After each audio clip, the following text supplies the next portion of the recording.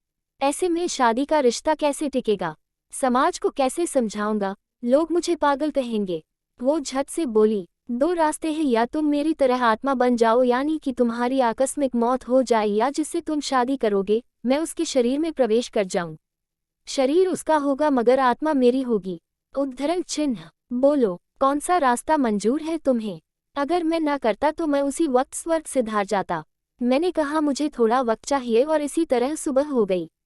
वो चली गई। मैनेजर शाम को मुझे अपने घर ले गया, जहां मैंने उसे कल की घटना सुनाई। वो भी बहुत डर गया था। उसने घर में भूत पूजने वाले को बुलाया था। वो थोड़ी देर में ही आ गया। उसका नाम सोमनाथ था। उसने कुछ चावल के दाने हाथ में लिए और गढ़वाली में मंत्र बोलने लगा और चावल मेरे ऊपर फेंक दिए, जिससे मैं तिलमिला उठा। जिससे बचने आया है तू, वो तेरे कंधे पर बैठी है और उसे सब पता है तू कहाँ जाता है, क्या करता है। पर केवल रात में ही उसकी शक्तियाँ जागृत होती हैं, इसलिए दिन में तुझे कुछ महसूस नहीं होता। वो मेरे शरीर पर पानी के छींटे मारता है और मैं जोर से चिल्लाता हूँ, बेहोश हो जाता हूँ। थोड़ी देर बाद जब मुझे होश आता है तो वो मेरे नाखून के टुकड़े, सर के 2-3 बाल, मेरे पहने हुए कपड़े लेकर एक गठरी में बांध देता है। मुझे नहाकर साफ कपड़े पहनने को कहता है। उसके बाद मेरे गले में एक ताबीज बांध देता है और कभी न उतारने की ताकीद देता है। उसने कहा सुबह होते ही मोहान छोड़कर दिल्ली निकल जाओ, यहाँ रहोगे तो फिर से आ सकती है तुम पर। उसे ज्यादा दिन तक बांध कर रखना मुमकिन नहीं है। मैंने मैनेजर की तरफ देखा। वो बोले, जान से ज्यादा कुछ अनमोल नहीं, मैं सब संभाल लूंगा यहाँ, तू जा। मैंने सोमनाथ और मैनेजर का धन्यवाद किया और सुबह की बस से दिल्ली निकल गया, बिना अपना सामान लिए उस घर से चला गया। यही है आत्मा की साया की कहानी। अगर आपको अच्छी लगी है तो एक लाइक जरूर करना और चैनल को सब्सक्राइब जरूर करना। और बाय दोस्तों।